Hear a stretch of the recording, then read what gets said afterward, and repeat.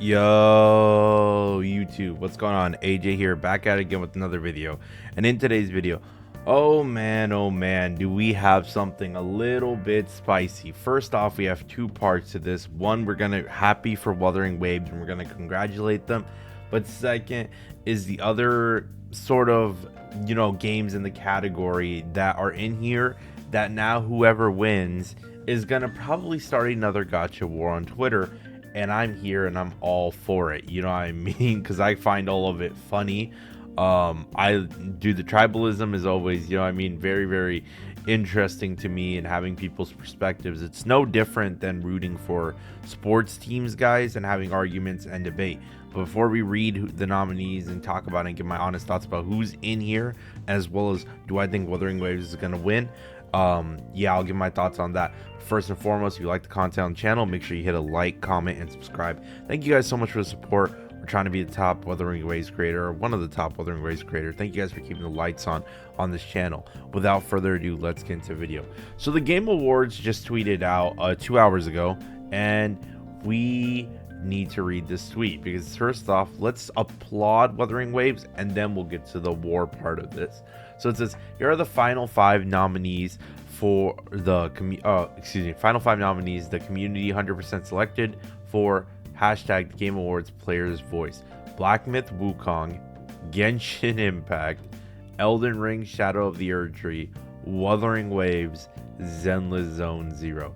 Now I'll click on the picture right here, and obviously you guys can see Players Voice December 12th. Now I want you guys to look at Kazana. Oh god, this just started a new gacha war.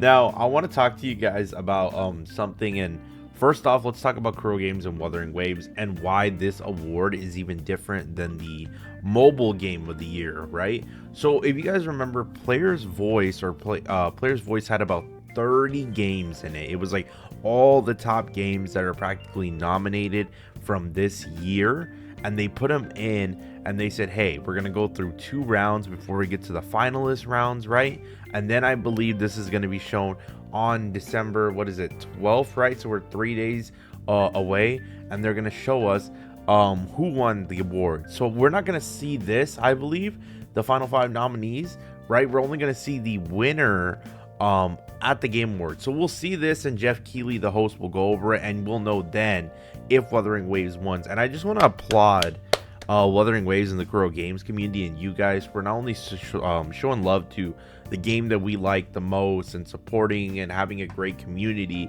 and stuff like that. And it's funny, I want to talk about something else with the community and the Saint Tonta situation in a different video, so that's a little bit of a tease for you guys. But one of the things I'm most proud of with the Wuthering Waves community is that there's mostly just positivity. There's no one really too annoying or negative at times, besides there are some people who like to comment some dumb things at times, but besides that, I think the Wuthering Waves community is one of the best, and it proves it because we got past those huge list of games, but now we're at a point where Wuthering Waves now is competing with Black Myth Wukong right here and Elden Ring Shadow of the Erdtree, which are bigger AAA titles. But I'm not too worried about those 2 titles winning or doing anything else, or just this award. I'm not really worried about it right now. The reason being is because most of the fandom, I think, for those type of games, guys, they just hyped and want to play the game. They don't really care if it wins Player's Voice. They only care for one award. That's Game of the Year. You know what I mean?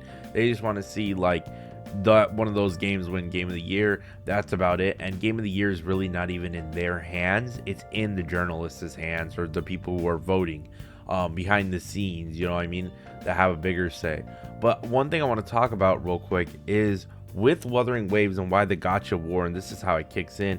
You have Kuro and Wuthering Waves right here, but then on the right you have Zenless Zone Zero, and then above you have Genshin Impact. I'm kind of shocked that Honkai Star Rail, I don't even know if Honkai Star Rail is even nominated for this category at all, but I can't even recall if it was. If it was and Honkai Star Rail was nominated for this category, then that's kind of funny, you know what I mean? That didn't make it. But I want to talk about this now, why there's a big gacha war. So everybody knows that Genshin Impact and Wuthering Waves, these two communities have been beefing for a little bit, you know what I mean, in general.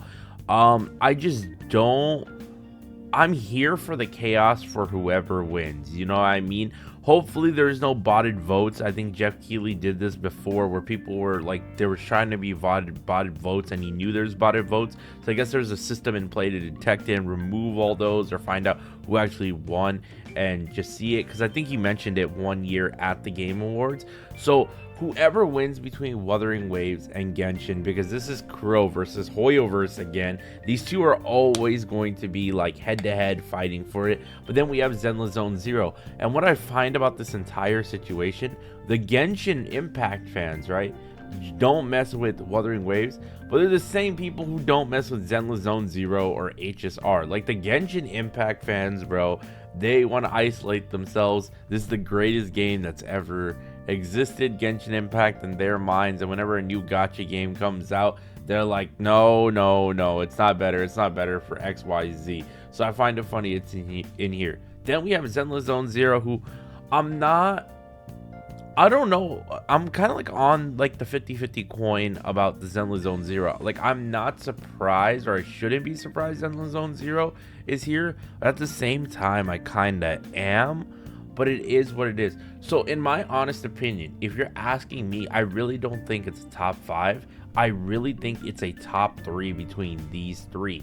Now, who do I really think is gonna win? Well, aside and out, I think from the bottom votes, I think the community is kind of showing and pushing Wuthering Waves.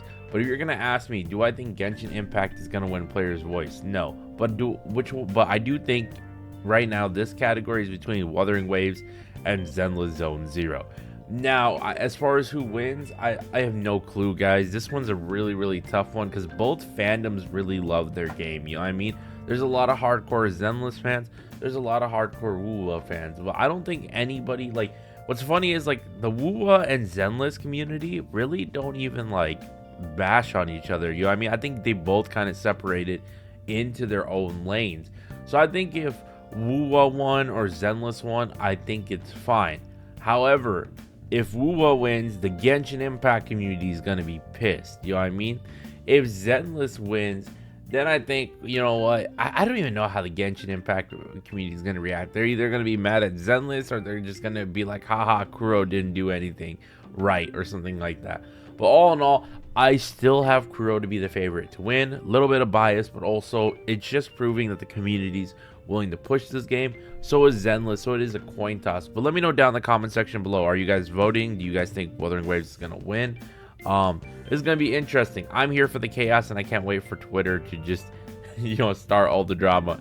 That's it for this video. Please leave a like, comment, and subscribe. Thank you guys so much for the support. It's been your boy AJ, and I'm out.